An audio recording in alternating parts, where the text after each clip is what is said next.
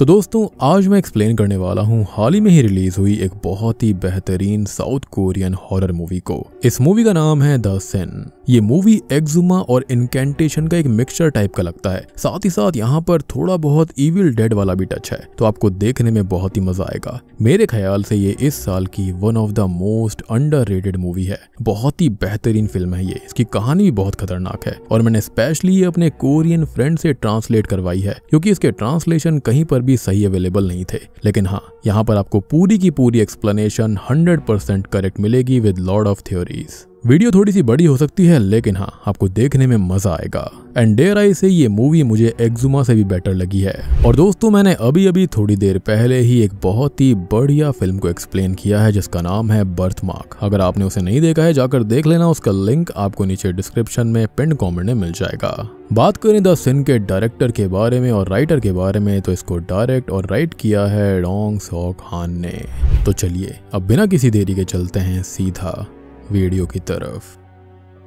तो मूवी शुरू होती है एक कोर्ट को दिखाते हुए कि सिन असल में एक बच्चे की तरह होता है जिसे हम इंसान ही जन्म देते हैं और वो हर बार हमारे पीछे आता रहता है। जिसके बाद कहानी में दिखाया जाता है कि एक पुलिस टीम किसी जगह पर जा रही थी। तभी हम जंगलों के बीच में से निकलती हुई एक कार को देखते हैं जिसके सामने एक आदमी आ गया था जिसने अपना चेहरा सफेद कपड़े से ढका हुआ था, जिसके ऊपर खून से कुछ इनकेंटेशंस भी थे। अब वो उस कार पर गोली चला देता है और ये गन शॉट पुलिस टीम सुनकर अलर्ट हो जाती है और उसी तरफ जाने लगती है, जिसके बाद ये सीन शिफ्ट हो जाता है। अब इसके बाद हमें एक लड़की को दिखाया जाता है जिसका नाम शी योंग होता है, जो कि एक एस्पायरिंग एक्टर है और उसे डायरेक्टर बुक ने मिलने बुलाया हुआ था। वो उसे एक मूवी के बारे में बताता है जो कि आर्ट और डांस पर बेस्ड है और डायरेक्टर यहाँ पर बिना ही उसका काम देखे, बिना कुछ चेक किए उसे अपनी मूवी की मेन लीड बना लेता है, जिससे वो बहुत ही ज्यादा खुश हो जाती है। खैर अब शी योंग शूटिंग लोकेशन पर जाने लगती है, लेकिन इससे पहले हम उसके बारे में कुछ जान लेते हैं। तो कुछ ही टाइम पहले उसका एक एक्सीडेंट हुआ था जिसमें उसकी माँ की जान चली गई थी और उस एक्सीडेंट का ट्रॉमा उसे हमेशा हॉन्ट करता रहता है। उसके विजन से वो बहुत ही ज्यादा परेशान सी बनी रहती है। खैर अब वो शूटिंग लोकेशन पर आ जाती है जो कि एक खाली गाँव था, जहाँ पर एक अबैंडन्ड स्कूल होता है, जहाँ पर कोई भी ट्रांसपोर्ट सीधा आता ही नहीं है। इवन टैक्सी और कैब में भी डबल फेयर से वहां पर जाना पड़ता था।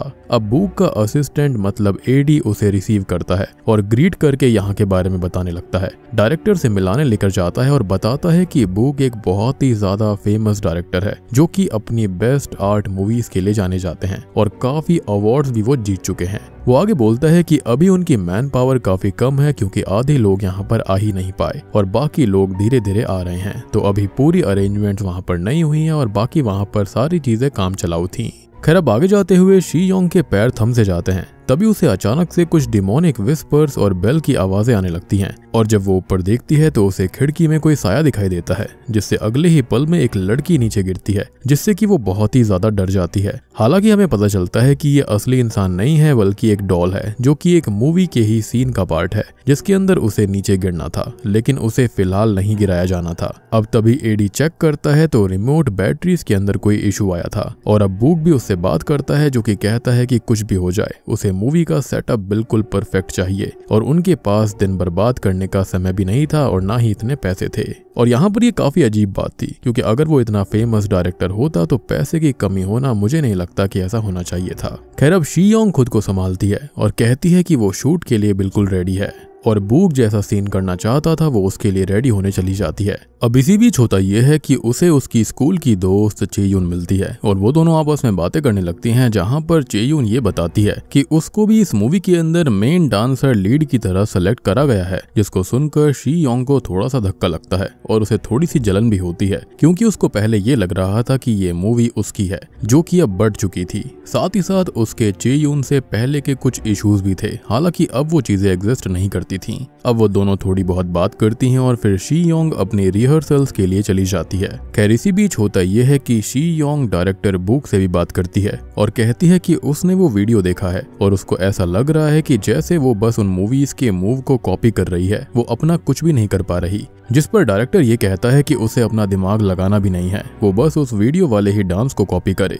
खैर अब वो बातों ही बातों में ये भी कहती है कि उसको ये लग रहा था कि शायद वो इस मूवी के अंदर अकेली लीड होगी, लेकिन उसे चेयून मिली थी, जिस पर डायरेक्टर ये कहता है कि ये कोई नॉर्मल मूवी नहीं है और ये उस डांस और कॉन्शियसनेस से बाहर की चीजों से मिलकर एक मूवी बनेगी और वही इस मूवी की मेन लीड होगी और वही ये काम सही से कर सकती है, परफेक्टली कर सकती है, क्योंकि मूवी जो सामने लाना चाहती है वो वही अपने मूव से शो कर सकती थी। जिसके बाद में शी योंग थोड़ा सा रिलैक्स होकर अपनी रिहर्सल पर काम करने लगती है। अब तभी हम उसका एक फ्लैशबैक देखते हैं कि जब उसने ये डांस शुरू किया था तब उसकी नाक से खून आने लगा था और उसे अपना ही पजेस्ड इविल रूप दिखाई दिया था, जिससे वो बहुत ही ज्यादा डर गई थी, लेकिन उसने खुद को संभाल लिया था। अब डांस प्रैक्टिस खत्म होती है और हम एक क्रू मेंबर को बेसमेंट के अंदर लाइट्स को चेक करता हुआ देखते हैं, जहां पर उसे कोई अजीब सा एहसास होता है और वहां पर हमने और भी किसी की प्रेजेंस फील करी थी। और ऐसी ही सेम चीज शुरुआत में शी योंग ने भी स्कूल के अंदर आकर करी थी। खैर अब वो यहाँ वहां देखते हुए आगे बढ़ती है तो उसे दीवार पर खून से बने हुए इनकैंटेशंस मिलते हैं, जो कि दोनों साइड की वॉल्स पर थे। लेकिन इंटरेस्टिंग बात ये होती है कि सामने वाली वॉल पर एक सर्कुलर इनकैंटेशन बना हुआ था, जिसके बीच में एक सैटेनिक सिंबल भी था। और अब उस लड़की की हालत अचानक से खराब सी होने लगती है।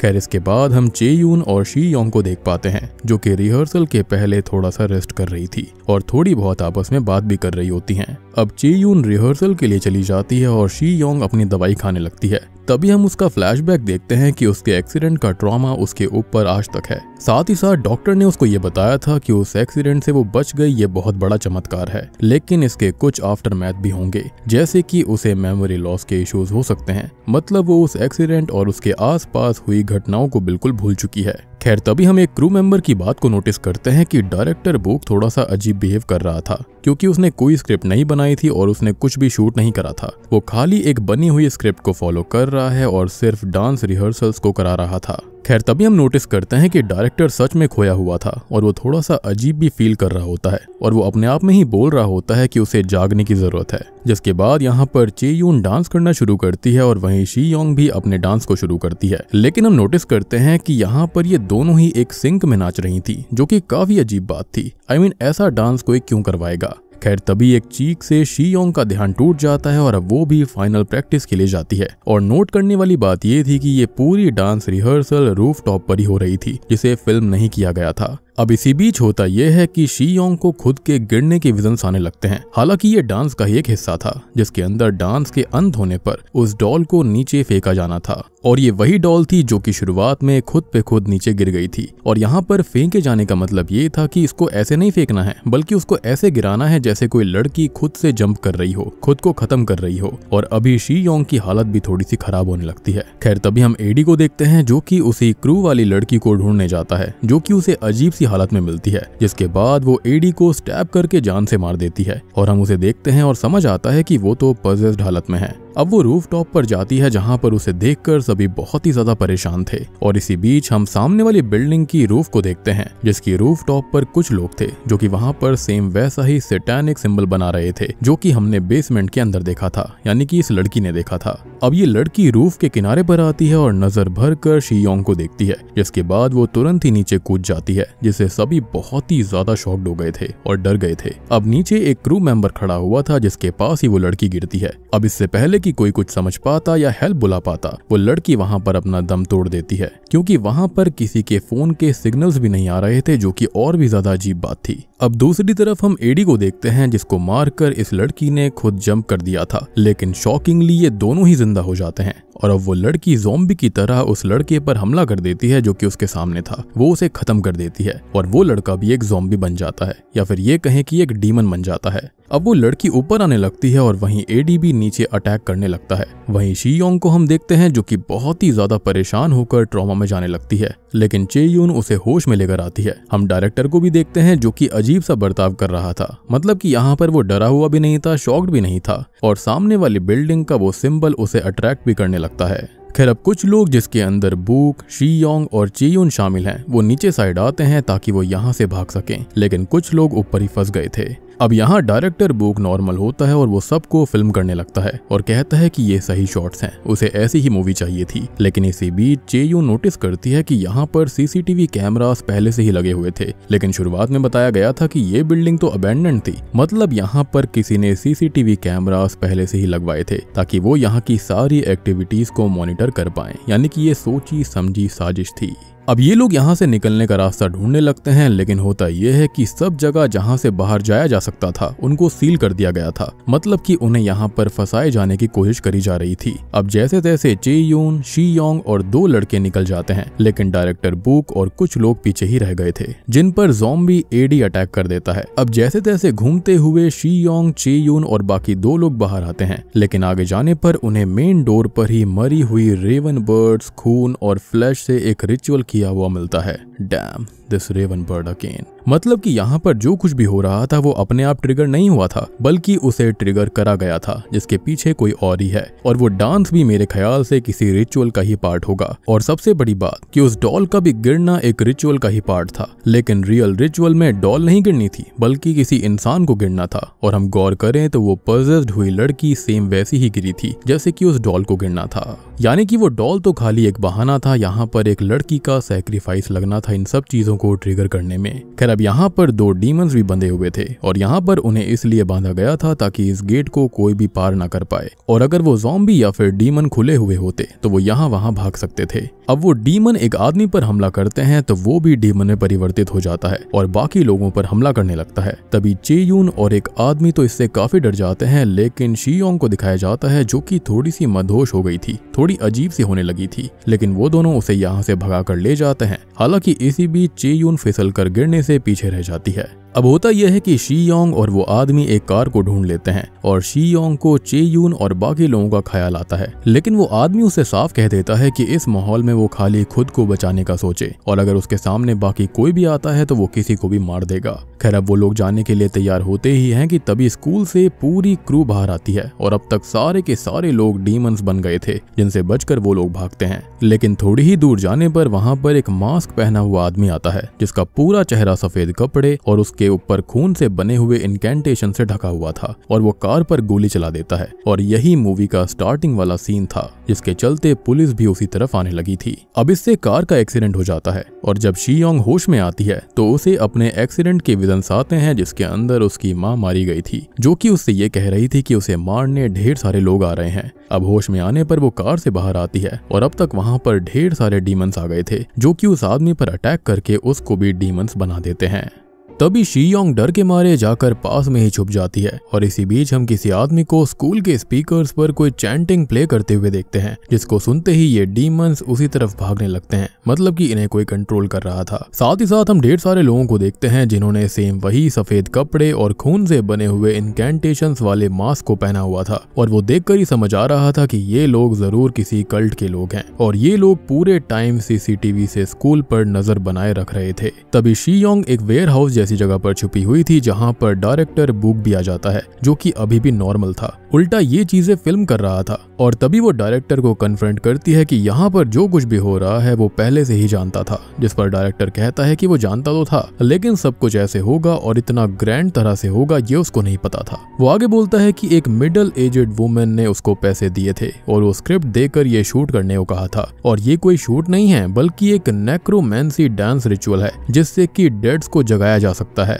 और ये सुनते ही शी योंग के होश उड़ जाते हैं कि यहाँ पर कितनी ज्यादा इविल चीजें हो रही थी, यानी कि ये बिल्कुल इविल डेड के डेडाइट जैसे थे। खैर, अब आगे डायरेक्टर बताता है कि उसने पहले तो इस काम के लिए मना कर दिया था, लेकिन बाद में उसने खुद फुटेज देखी थी जहां पर उस कल्ट ने एक मरे हुए इंसान को जिंदा कर दिया था, लेकिन वो जिंदा होने के बाद सिर्फ एक मात्र ज़ॉम्बी या फिर डीमन की तरह हो गया था। और वो बुक को रिचुअल से कोई मतलब कभी था ही नहीं, उसे बस एक बेहतरीन मूवी चाहिए थी, पैसा चाहिए था, और इससे अच्छी मूवी कोई हो ही नहीं सकती। लेकिन शी योंग और चे यून कहां से इसमें फिट हो गई, ये भी सोचने वाली बात थी। अब तभी शी योंग उस पर बहुत ही ज्यादा गुस्सा करती है, लेकिन वो कहता है कि वो उस पर गुस्सा करने से बच नहीं जाएगी, तो वो इंतजार करे और तब तक वो जाकर हेल्प लेकर आएगा। लेकिन जैसे ही वो गेट खोलता है तो एक पुलिस ऑफिसर उसे शूट कर देता है। एज मूवी की स्टार्टिंग वाली पुलिस टीम यहाँ पर आ चुकी थी, और अब वो शी योंग से पूछताछ करने लगते हैं। वो पुलिस वाला ये कहता है कि यहाँ पर कैमरास हैं, तो क्या यहाँ पर कोई गलत मूवी शूट हो रही है या फिर कुछ और हो रहा है, और ये स्कूल चेयरमैन किम की प्रॉपर्टी है, तो क्या वो उनकी वर्कर है, जिस पर वो कहती है कि वो किसी किम को नहीं जानती और उसे नहीं पता कि यहाँ यहाँ पर आखिर चल क्या रहा था और अगर पुलिस उसकी बात माने तो उन्हें यहाँ से जल्दी निकल जाना चाहिए, अदरवाइज देर हो जाएगी। लेकिन ऑफिसर उसकी किसी बात पर कोई भी यकीन नहीं करता। लेकिन शी योंग को तो अपनी जान बचानी थी, तो वो सीधा वहां से भागने लगती है, जिसको ऑफिसर पीछे से शूट करता है। लेकिन शॉकिंगली एक भी गोली शी योंग को टच तक नहीं करती, जिससे वो ऑफिसर बहुत ही ज्यादा हैरान रह जाता है, क्योंकि इतने सालों में इतनी साल की ट्रेनिंग लेने के बाद उसका आज तक कभी भी निशाना नहीं झुका था। लेकिन आज वो एक लड़की को शूट तक नहीं कर पाया, जो कि बहुत ही अजीब बात थी। ऐसा लग रहा था जैसे कोई शक्ति उसे बचाना चाहती हो। तभी वो अपने एक आदमी को उसके पीछे भेजता है और वो आदमी उसे पकड़ भी लेता है, जिसको वो कहती है कि उन्हें जल्दी से यहाँ से भाग जाना चाहिए, क्योंकि स्कूल में अभी और भी लोग हैं जो कि सबको मार डालेंगे। लेकिन वो ऑफिसर उसकी बात नहीं मानता और अपने बॉस को कॉल करता है, लेकिन उसका कोई भी रिप्लाई नहीं आता, क्योंकि पूरी की पूरी पुलिस टीम को कल्ट के लोगों ने घेर लिया था। अब यहाँ भी एक कल्ट का आदमी आ जाता है, जो कि उस पुलिस वाले पर गन तान देता है और वो दोनों एक दूसरे को शूट कर देते हैं। अब वहीं दूसरी तरफ जिस कल्ट के लोगों ने इस पुलिस टीम को घेरा हुआ था, उनका लीडर सभी पुलिस ऑफिसर्स को शूट करने का ऑर्डर देता है। अब यहाँ पर शी योंग बहुत ही ज्यादा सहम जाती है और वो कल्ट मेंबर्स मरने से पहले अपना मास्क हटाकर उसको देखता है और कहता है कि इतने टाइम से वो सब उसके पीछे पड़े हुए हैं और दिखने में वो बिल्कुल नॉर्मल है। और ये बात अभी हमें बिल्कुल समझ में नहीं आती कि वो सभी लोग शी योंग के पीछे क्यों पड़े हुए थे और उस बेचारी ने ऐसा क्या कर दिया था कि सभी उसकी जान के पीछे पड़े हैं। खैर, अब वो डर के मारे अपना आपा खोती जा रही थी और तभी वहां पर चेयून आती है, जो कि अभी तक जिंदा थी, और वो उसे वहां से भगाकर अपने साथ ले जाती है। अब वो दोनों आगे जाती हैं, लेकिन डर के मारे शी योंग की हिम्मत टूटने लगी थी और वो फूट फूट कर रोने लगती है, जिसको चेयून संभालती है और उसको दिलासा देती है कि सब कुछ ठीक हो जाएगा। आगे वो दोनों थोड़ी ही दूरी पर एक गैस स्टेशन पर जाती हैं, जहां पर शी योंग रेस्ट रूम जाती है और चेयून मदद के लिए कॉल करने लगती है। अब यहाँ पर शी योंग को फिर से वही अजीब सी विस्पर सुनाई देती है और फिर वो मदहोश सी होने लगती है, जैसे कि वो पहले हो रही थी। अब इसी बीच उसे अपनी गुजरी हुई माँ का भूत भी दिखाई देता है, जो कि उससे ये कहती है कि उसे मारने बहुत से लोग आ रहे हैं। अब वो फिर से डर जाती है, जिसे चेयून फिर से आकर संभालती है। शी योंग को अब उस कल्ट के मेंबर की बात याद आ रही थी कि वो उसे नॉर्मली लग रही है, जिसके पीछे सब पड़े हुए हैं, लेकिन उसके अंदर आखिर ऐसा क्या था जो कि इतने लोग उसके पीछे पड़े हुए थे। अब चेयून उससे बात करती है कि उसे अपने एक्सीडेंट के बारे में क्या पता है, जिस पर वो कहती है कि उसे ज्यादा कुछ याद नहीं है, वो लगभग सब कुछ भूल चुकी है। लेकिन हम उन यादों का एक फ्लैशबैक देखते हैं, जो कि अभी शी योंग जानती है कि उसकी मदर असल में मेंटली इल हो चुकी थी, जो कि एक दिन मेंटल हॉस्पिटल से वापस आकर उससे मिलती है, उसके साथ ड्राइव पर जाती है और अभी उन दोनों का एक्सीडेंट होता है। साथ ही साथ वो मरने से पहले कहती है कि शी योंग को मारने के लिए लोग आ रहे हैं। और सबसे शॉकिंग चीज ये होती है कि ये एक्सीडेंट अपने आप नहीं हुआ था, बल्कि इसे कराया गया था। तभी ये सब याद करते करते शी योंग बेहोश हो जाती है और जब उसकी आंख खुलती है तो वो स्कूल के अंदर एक चेयर पर बंधी हुई थी, जिसके ऊपर इनकेंटेशंस वाली लाइट्स भी पड़ रही होती है और यहाँ पर कल्ट के सभी लोग शामिल थे। और अब जाकर हम कल्ट की लीडर यानी कि चेयरमैन किम से मिलते हैं, जिसके बारे में पुलिस वालों ने भी बात करी थी, जो कि सीधा शी योंग को शूट कर देती है और वो मारी जाती है। लेकिन तभी अचानक से ही वो वापस जिंदा हो जाती है, जिससे कि हमें बहुत बड़ा झटका लगता है। लेकिन किम ये बात पहले से ही जानती थी कि शी योंग आखिर चीज क्या है। वो कहती है कि शी योंग के बारे में कही हुई हर चीज एकदम सही है और वो उसे मरते हुए दर्द से तड़पते हुए देखना चाहती है, लेकिन इसका भी भयानक रीजन था। और आखिर ऐसा क्यों होता है, तो ये सब जानने के लिए हमें अतीत के पन्नों में झांकना पड़ेगा, जब शी योंग स्कूल में थी और उसका एक बॉयफ्रेंड भी था, जो कि उससे बहुत ही ज्यादा प्यार करता था और वो भी उसे बहुत चाहती थी। लेकिन एक दिन वो लड़का एक्सीडेंट में मारा जाता है और वो लड़का असल में किम की बहन का बेटा था। और किम यहाँ पर एक बहुत ही पावरफुल और बहुत ही अमीर पर्सनैलिटी है, जिसने कि उस कैब ड्राइवर को उठवा लिया था, जिसने कि उसके भतीजे को हिट किया था। और इन्वेस्टिगेशन में ये सामने आता है कि वो कैब ड्राइवर असल में 20 साल से कैब चला रहा था, मतलब कि उसे एक्सपीरियंस काफी है, तो ये गलती नहीं थी। ट्रैफिक सिग्नल्स भी बिल्कुल सही थे और ना ही वो नशे में था। और ये बात वो खुद नहीं जानता था कि आखिर ये एक्सीडेंट हुआ कैसे। और तो और वो लड़का भी खुद पे खुद ही कैब के सामने अचानक से आ गया था, लेकिन ये सब हुआ कैसे ये पता नहीं चल पा रहा था। हालांकि इसी बीच अपने बेटे के गम में किम की बहन ने खुद को खत्म कर लिया था। और जो आदमी शी योंग से कह रहा था कि वो नॉर्मल दिखती है, तो असल में वो उसी मरी हुई लेडी का हस्बैंड था, या फिर ये कह सकते हैं कि वो किम का जीजा था। अब किम गुस्से में भरकर अपने हाथों से उस ड्राइवर को शूट करके खत्म कर देती है, लेकिन वो जानती थी कि रियल कल्प्रिट कोई और ही था और वो इतने सालों से उसी दोषी को ढूंढ रही थी। और तभी उससे मिलने चेयून आती है। जी हाँ, यानी कि चेयून भी इसके बारे में जानती थी, जो कि असल में एक शेमन सेक्ट का पार्ट है। और वो किम को पहले तो उस रिचुअल के बारे में बताती है जहां पर उन इनकैंटेशंस, उस सिंबल और डांस से डेड को वापस लाया जा सकता था, मतलब मरे हुए लोगों को जिंदा किया जा सकता था। लेकिन वो मरे हुए लोग जो हुआ करते थे वो खाली कुछ और नहीं बल्कि डीमंस थे। और यही वीडियो डायरेक्टर बुक ने भी देखी थी और उसके अंदर चेयून ने ही एक आदमी को जिंदा किया था। और इन डीमंस को मारने का सिर्फ एक ही तरीका है कि उनके सर को काट कर अलग कर दिया जाए या फिर गोली से उनके सर को बिल्कुल खत्म कर दिया जाए। खैर, अब ये लोग वही चीज करते हैं जो कि डीमंस जो कि बाहर थे उन सभी को वहां पर कल्ट के लोग खत्म कर देते हैं। अब आगे चेयून शियोंग के बारे में बताती है कि वो एक स्पेशल चाइल्ड रही है हमेशा से, जिसके पास असल में साइकिक पावर्स हैं और वो जहां भी जाती है लोग मरने लगते हैं। वो जिस स्कूल के अंदर भी गई थी वहां पर बच्चे मारे गए थे और लोग उसे विच कहा करते थे और इसलिए वो बार बार स्कूल चेंज किया करती थी और उसी की वजह से ही किम के भतीजे की भी जान गई थी। खैर, अब किम पर्सनली इन चीजों को वेरीफाई करती है। सभी स्कूल्स के अंदर शियोंग को जानने वालों से बात करती है। उसका पूरा स्टाफ इसी इन्वेस्टिगेशन में लगा रहता है। और एक चीज और कि इसके लिए हम एक और फ्लैशबैक देखते हैं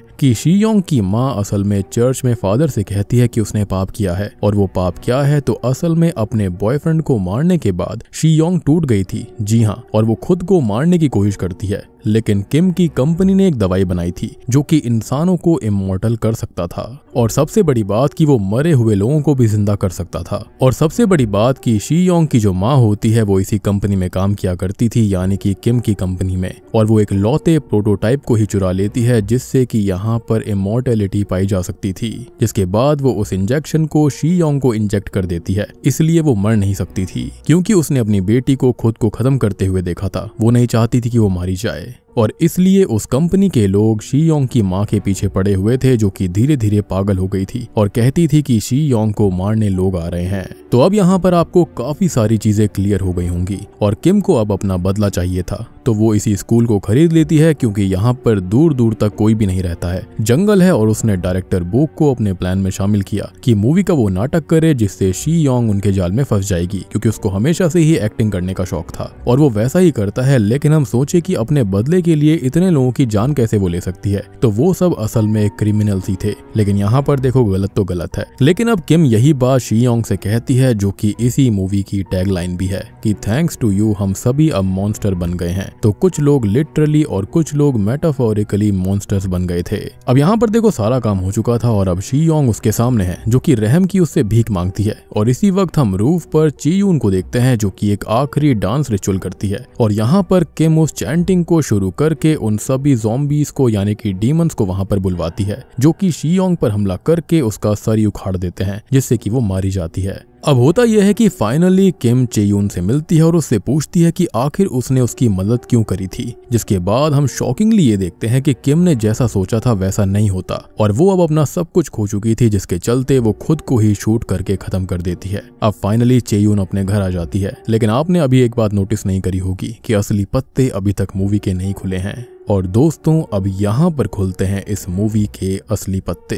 तो अब हम चेयून को देखते हैं, जो कि खुद को मिरर में देखती है और हम रिफ्लेक्शन के अंदर शॉकिंगली शियोंग को देख पाते हैं। जी हाँ, तो असल में शियोंग हमेशा से ही इविल थी और स्कूल के अंदर किम का जो भतीजा था यानी कि वो लड़का था, वो उसे नहीं चाहता था, वो तो चेयून को चाहता था। लेकिन शियोंग अपनी पावर्स का इस्तेमाल करके उसके करीब आने की कोशिश कर रही थी, जिससे वो गुस्सा होकर उसे हर्ट कर देता है। और इसी गुस्से में वो अपनी साइकिक पावर्स का इस्तेमाल कर के उस लड़के को कंट्रोल करके कैब के सामने ले आती है और ड्राइवर का कंट्रोल खो जाता है, जिससे कि वो हिट हो जाता है और वहीं मारा जाता है। मैंने आपको बताया था ना कि ड्राइवर ने भी यही कहा था कि वो लड़का अचानक से वहां पर आ गया था, तो ये सारा किया धरा शियोंग का था और चेयून इसलिए ही यहाँ पर शियोंग से चिढ़ रही थी, क्योंकि यही वो चीज थी जो कि शियोंग ने यहाँ पर चेयून के साथ करी थी। चेयून को वो लड़का बहुत पसंद था और वो लड़का यानी कि किम का भतीजा भी चेयून को पसंद करता था, लेकिन शियोंग ने उससे उसका प्यार छीन लिया था। अब देखो यहाँ पर शी-योंग कितनी भी ईविल हो सकती है, उसके अंदर डीमन था, कुछ भी था, लेकिन उसके अंदर उसकी इंसानी सोल कहीं ना कहीं अभी भी जिंदा थी। तो इसके चलते वो खुद को खत्म करने की कोशिश करती है, जिसके चलते उसकी माँ जो होती है वो किम के यहाँ पर इमॉर्टल वाले इंजेक्शन को चुरा लेती है। उसने वो दवाई उसको दे तो दी थी, लेकिन वो जान जाती है कि शी-योंग के अंदर ईविल पल रहा था, तो वो उस रात को खुद का एक्सीडेंट करके उसे मारने की कोशिश करती है। और यही रीजन था कि उसने चर्च के फादर से भी कहा था कि उसने पाप किया है, जो कि उसका पीछा कभी नहीं छोड़ेगा। लेकिन होता यह है कि एक्सीडेंट के बाद भी शी-योंग बच जाती है, क्योंकि ईविल उसके अंदर मौजूद था। लेकिन यहाँ पर ये ट्रॉमा उसे हिट करता है, जिसके चलते वो अपनी पावर्स को दबा लेती है, यानी कि वो जो ईविल होता है वो उसके अंदर दबकर कहीं रह गया था। और अब यहाँ से वो रिचुअल शुरू हुआ, ईविल उसके सामने आया तो उसके अंदर का ईविल जाग गया था, यानी कि ये जो डांस रिचुअल हुआ था वो ईविल को भगाने के लिए था, लेकिन यहाँ पर उल्टा असर हो गया, वो ईविल जाग गया था। आपको याद होगा कि शुरुआत में उसको इस अबैंडन बिल्डिंग में आते ही कुछ विस्पर सुनाई दे रही थी, अपना ही एक ईविल रूप दिखाई दिया था, तो वो उसकी असल पर्सनैलिटी थी, यानी कि जो कोई भी डीमन उसके अंदर था। और आपने एंड में देखा होगा कि शी-योंग को कुर्सी से बांधा गया था। तो उससे पहले हुआ ये था कि चे-यून उसे बेहोश करती है, लेकिन तब तक शी-योंग अपने असली रूप में आ गई थी, उसके अंदर का ईविल जाग चुका था। तो वो चे-यून को कुछ ही पलों में हरा देती है, चाहे वो किसी भी सेक्ट का हिस्सा थी, लेकिन उसकी शक्ति बहुत ही ज्यादा थी। और असल में शी-योंग यहाँ पर उसी का रूप लेकर उसे अपना रूप दे देती है और किम के पास भेज देती है। यानी कि अब तक हमने जिसको वहां पर चेयर पर बंधा हुआ देखा था वो कोई और नहीं बल्कि वो चे-यून थी। अब किम के सामने शी-योंग के रूप में चे-यून जो होती है वो उससे रहम की भीख मांग रही होती है, लेकिन हम जानते हैं कि इन सब चीजों को कंट्रोल करने वाली कोई और नहीं बल्कि शी-योंग के अंदर का ईविल होता है। और ऊपर जो चे-यून डांस कर रही थी वो कोई और नहीं बल्कि वो शी-योंग थी। और सबसे बड़ी बात कि इस रिचुअल से वो ईविल बहुत ही ज्यादा पावरफुल था और उसने ही अपनी पावर से किम को खत्म कर दिया, यानी कि उसने खुद को खत्म नहीं किया था, बल्कि जब किम जान गई थी कि असल में वो चे-यून नहीं बल्कि शी-योंग है, तो उसने किम को अपनी साइकिक पावर से ही खुद को खत्म करवा दिया। जिसके बाद शी-योंग अब फाइनली अपनी माँ की बात को याद करती है कि उसे मारने के लिए लोग आ रहे हैं, जिस पर अब वो ये कहती है कि कोई नहीं आएगा क्योंकि वो सबको खत्म कर देगी। अल्टीमेटली शी-योंग यहाँ पर मेन ईविल होती है। अब इस मूवी के एक पोस्ट क्रेडिट सीन के अंदर हमें दिखाया जाता है चे-यून की गार्डियन को, और असल में आप जानते हैं कि चे-यून एक शेमन सेक्ट से आई थी, तो ये उस सेक्ट की लीडर है जिन्हें चे-यून ने उस रिचुअल के लिए हेल्प मांगते हुए पहले ही शी-योंग और उसके ईविल के बारे में बता दिया था। लेकिन वो उसको ये कहती हैं कि इस रिचुअल से वो दूर रहे, क्योंकि वो जानती थी कि ये रिचुअल कितना खतरनाक हो सकता था। लेकिन अब उन्होंने चे-यून को खो दिया था जिसकी वो गार्डियन थी, और अब वो शांत नहीं बैठने वाली हैं, मतलब कि अब शी-योंग का सामना असली पावर से होने वाला था, या फिर ये कहा जा सकता है कि अब शी-योंग के अंदर के ईविल का सामना असली शक्ति से होने वाला था। और बूम, इसी के साथ में ये मूवी यहीं पर खत्म हो जाती है। तो देखो मूवी के अंदर होता क्या है, तो शी-योंग जो होती है वो स्टार्टिंग से ही ईविल थी, लेकिन उसकी माँ को ये बात स्टार्टिंग में पता नहीं चलती, जिसके चलते होता यह है कि अपने स्कूल के अंदर शी-योंग अपनी शक्तियों का या फिर उसके अंदर का जो ईविल होता है वो अपनी शक्तियों का गलत इस्तेमाल करता है। मतलब ईविल जो चाहता है अगर वो नहीं होता तो वो उस चीज को ही खत्म कर देता है, जैसे कि यहाँ पर उसने अपने प्यार करने वाले यानी कि किम के भतीजे को खत्म करवा दिया। लेकिन ऑब्वियसली यहाँ पर गड़बड़ तब होती है जब चे-यून जो होती है वो उसी लड़के से प्यार करती थी जो कि एक सेक्रेड सेक्ट का हिस्सा थी। अब सबसे पहले चे-यून ने शी-योंग के अंदर के ईविल को पहचान लिया था कि वो कोई नॉर्मल लड़की नहीं है। इसके लिए उसने अपने गार्डियन से हेल्प मांगी थी इस रिचुअल को करने में, लेकिन उसके गार्डियन ने उसको साफ साफ कह दिया था कि ऐसा करना बहुत ही ज्यादा खतरनाक हो सकता था। लेकिन ऑब्वियस सी बात है कि चे-यून ने अपने प्यार को खोया था, जिसके चलते वो सीधा सीधा जाती है किम के पास में ताकि यहाँ पर वो उसकी हेल्प कर पाए। यहाँ पर आपने जितने भी लोगों को देखा था जिनके मुंह पर वो कपड़ा था और इनकेंटेशंस थे, उन सभी को ट्रेनिंग चे-यून ने दी थी। सारे के सारे रिचुअल के बारे में उसने ही उनको सिखाया था। और यहाँ पर वो सारे के सारे लोग जो थे वो सारे क्रिमिनल्स थे, कोई भी नॉर्मल लोग वहाँ पर नहीं मारे गए थे। लेकिन हाँ, यहाँ पर जो पुलिस वाले खत्म हुए थे वो काफी भयानक था। अब किम यहाँ पर चे-यून की बातों को सुनकर पर्सनली भी वेरीफाई करती है शी-योंग के बारे में कि आखिर वो लड़की कैसी है और उसके पास्ट रिकॉर्ड्स क्या थे, जिसके चलते उसको भी चे-यून की बातों पर यकीन हो जाता है कि हाँ वो वाकई में ईविल है और उसकी वजह से ही उसके भतीजे की जान गई, उसकी बहन की जान गई। अब जब किम का भतीजा खत्म हुआ तो शी-योंग के अंदर जो अच्छा वाला पार्ट था वो कहीं ना कहीं फील कर रहा था कि उसने अपने प्यार को खोया है, जिसके चलते वो खुद को ही खत्म करने की कोशिश करती है। लेकिन ऑब्वियस बात है कि जो माँ होती है वो अपनी बेटी को ऐसे नहीं देख सकती थी, जिसके बाद वो किम के बनाए हुए एक्सपेरिमेंटल इमॉर्टलिटी इंजेक्शन को चुरा लेती है और अपनी बेटी के अंदर इंजेक्ट कर देती है, जिसके चलते उसकी शक्तियां बहुत ही ज्यादा बढ़ गई थीं। और साथ ही साथ इसके चलते किम ने अपने लोगों को उन दोनों के पीछे भी भेजा था। लेकिन ऑब्वियस सी बात है कि यहाँ पर शियोंग की माँ को पता चल गया था कि उसकी बेटी बहुत ही ज्यादा इविल है और उसने चर्च में जाकर कहा भी था कि उसने पाप किया है, जिसका भुगतान करने के लिए वो अपनी बेटी के साथ खुद का एक्सीडेंट कर लेती है। लेकिन ऑब्वियस सी बात है जो इविल होता है वो यहाँ पर शियोंग को बचा लेता है। ऑब्वियस सी बात है कि वो इस बॉडी को खत्म नहीं होने दे सकता था, लेकिन शियोंग के शरीर को बचाने के चक्कर में उसके अंदर का जो इविल था वो कमजोर पड़ गया था और कहीं ना कहीं दब कर रह गया था। जिसके बाद शियोंग एक नॉर्मल लाइफ जीने की कोशिश करती है, लेकिन वैसा नहीं हो पाता क्योंकि किम और चेयून उससे बदला लेने के लिए ऑलरेडी प्लानिंग करके बैठी हुई थी। इसके लिए उन्होंने हायर किया यहाँ पर डायरेक्टर बुक को, क्योंकि वो जानते थे कि चेयून एक एक्ट्रेस बनना चाहती है। और उसके बाद की कहानी तो आपको पता ही है कि इन्होंने क्या क्या किया। वहां पर अबैंडन्ड स्कूल को हायर किया, वहां पर ये सारी चीजें करी। बट ऑब्वियस सी बात है कि ये लोग ये नहीं जानते थे कि वो रिचुअल इनके ऊपर ही भारी पड़ जाएगा। वो रिचुअल होते ही वो जो डीमन था वो शियोंग के अंदर से जाग चुका था और बहुत ही ज्यादा पावरफुल हो चुका था। तो एंड में उसने चेयून से अपना ही रूप बदल लिया था, जिसके चलते किम को ऐसा लगा कि उसके सामने कोई और नहीं बल्कि शियोंग बैठी है, लेकिन वहां पर असल में चेयून बैठी हुई थी। और इस तरह से चेयून का खात्मा कर दिया जाता है। लेकिन जब बाद में किम को एहसास होता है कि यहाँ पर तो शियोंग अभी भी बच गई है, लेकिन तब तक बहुत देर हो चुकी थी। शियोंग अपनी साइकिक पावर्स का इस्तेमाल करके किम को ही खत्म करवा देती है, जिसके बाद अब ये ईविल बिल्कुल आजाद था कुछ भी करने के लिए। और आपको याद होगा कि बीच बीच में जो शियोंग थी वो मदहोश हो जाया करती थी, तो वो उसके अंदर का जो ईविल था ना वो बाहर आने की कोशिश कर रहा था। अब देखो यहाँ पर यह बात नहीं बताई गई है कि आखिर शियोंग के अंदर ये इविल गया कैसे था, या फिर वो पैदा ही ऐसी हुई थी, या फिर उसकी माँ ने कोई ना कोई कर्म कांड किए थे जिसके चलते ऐसा हुआ था। अब हो सकता है कि शायद पार्ट 2 के अंदर और भी ज्यादा असली पत्ते खुलेंगे, लेकिन फिलहाल की कहानी तो यही है। उम्मीद करता हूँ कि आपको सारा का सारा कॉन्सेप्ट समझ में आ गया होगा। फिर भी अगर आपको कोई डाउट है तो आप कमेंट सेक्शन में इसको पूछ सकते हैं। और हाँ, एक और चीज, इंटरनेट के ऊपर इस मूवी की और भी एक्सप्लेनेशन उपलब्ध हैं, लेकिन उसके अंदर कहानी पूरी गलत बताई गई है। मैंने यहाँ पर अपने कुछ कोरियन फ्रेंड से इस मूवी को ट्रांसलेट करवाया है, जिसके चलते मैंने आपको 100% बिल्कुल सही एक्सप्लेनेशन दी है, और इसलिए इस मूवी को आने में इतना टाइम लग गया। मेरे पास स्क्रिप्ट तो काफी पहले आ गई थी, लेकिन कुछ चीजें कंफर्म करने में टाइम लग गया था। लेकिन अगर आपका फिर भी कोई डाउट है तो आप कॉमेंट सेक्शन में जरूर बताना, मैं आपका डाउट क्लियर करने की कोशिश करूंगा। तो चैनल के ऊपर नए हैं तो सब्सक्राइब कर लीजिए इसके पार्ट 2 के लिए, जो कि मेरे ख्याल से जल्दी ही आ सकता है, क्योंकि सब्सक्राइब करने से होगा ये कि आप तक वीडियो की नोटिफिकेशन जल्दी से जल्दी आ जाएगी। और वीडियो को लाइक करना बिल्कुल मत भूलना। तो मैं आप सबको मिलता हूँ अगली वीडियो के साथ में, तब तक के लिए